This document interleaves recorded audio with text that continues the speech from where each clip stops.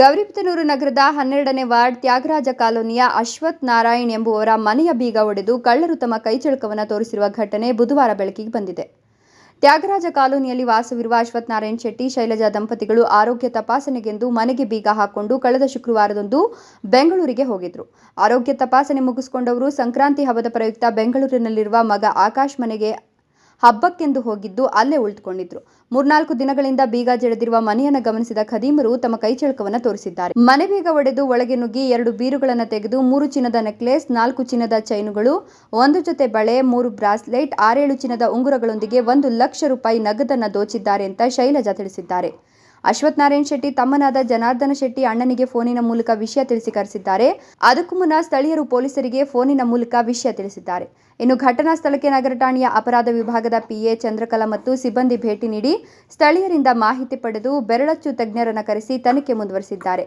ಇದೇ ವೇಳೆ ವಾರ್ಡಿನ ಕಾರ್ಪೊರೇಟರ್ ಅಮರ್ ಮಾತನಾಡಿ, ಕಳೆದ 3 ತಿಂಗಳ ಹಿಂದೆ ಅದೇ ಮನೆಯ 2ನೇ ಮಹಡಿಯಲ್ಲಿ ಕಳ್ಳತನಕ್ಕೆ ಯತ್ನ ನಡೆದಿತ್ತು. ಆಗ ಮನೆಯವರು ಯಾರೂ ಇರಲಿಲ್ಲ. ಸಿಸಿ ಕ್ಯಾಮೆರಾ ಇರೋದ್ರಿಂದ ಜಾಗೃತಗೊಂಡ ಮನೆ ಮಾಲೀಕರು ಸ್ಥಳೀಯ ಪೊಲೀಸರಿಗೆ ವಿಚಾರ ಮುಟ್ಟಿಸಿದ್ರು. ಪೊಲೀಸರು ಕಾರ್ಯಪ್ರವೃತ್ತರಾಗಿದ್ರು. ಆದರೆ ಈ ದಿನ ಮತ್ತೆ ಕಳ್ಳತನವಾಗಿರುವ ಘಟನೆ ನಡೆದಿದೆ ಎಂದರು. ಮಂಜಣ್ಣನ ಮನೆ, ಸ್ಕೇಲ್ ಮಂಜಣ್ಣನ ಮನೆ ಹತ್ರ ಈ ಥರ ಅಟೆಂಪ್ಟ್ ಆಗೋದಕ್ಕೆ ಇದಾಗಿತ್ತು.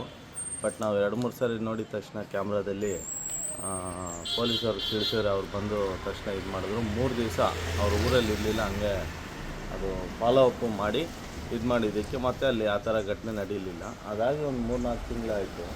ಮತ್ತು ಇವಾಗ ಈ ಥರ ಆಗಿದೆ.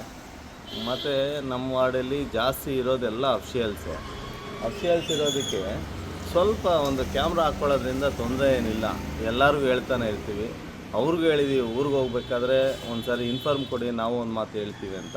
ಅವರು ಹೇಳಿಲ್ಲ, ಮಿಸ್ ಮಾಡ್ಕೊಂಡಿದ್ದಾರೆ. ಮುಂದೆ ಈ ಥರ ಘಟನೆಗಳು ನಡಿಬಾರ್ದು ಅಂದರೆ ನಮ್ಮ ವಾರ್ಡಲ್ಲಿ ಸಿಂಗಲ್ ಇರೋ ಮನೆಗಳು, ಸ್ವಲ್ಪ ಡೆಡ್ ಎಂಡಲ್ಲಿರೋರು ಎಲ್ಲ ಕ್ಯಾಮ್ರಾಗಳು ಹಾಕ್ಸೋದ್ರಿಂದ ಭಾಳ ಉತ್ತಮ ಅನಿಸುತ್ತೆ. ಇಂತಹ ಘಟನೆಗಳು ವಾರ್ಡ್ನಲ್ಲಿ ಮರುಕಳಿಸದೇ ಇರಲು ಪೊಲೀಸ್ ಇಲಾಖೆ ವತಿಯಿಂದ ಈ ಹಿಂದೆ ವಾರ್ಡ್ ಬೀಟ್ ಸಭೆ ಕರೆದು ಅಪರಾಧ ತಡೆಗಟ್ಟಲು ಜಾಗೃತಿಗೊಳಿಸಿದ್ರೂ ಎಚ್ಚೆತ್ತುಕೊಳ್ಳದ ಸಾರ್ವಜನಿಕರ ನಿರ್ಲಕ್ಷ್ಯಕ್ಕೆ ನಗರದಲ್ಲಿ ಪದೇ ಪದೇ ಕಳ್ಳತನಗಳು ನಡೀತಲೇ ಇವೆ ಎಂದರು. ಪ್ರದೀಪ್, ಈ ನ್ಯೂಸ್ ಟಿವಿ, ಗೌರಿಬಿದನೂರು.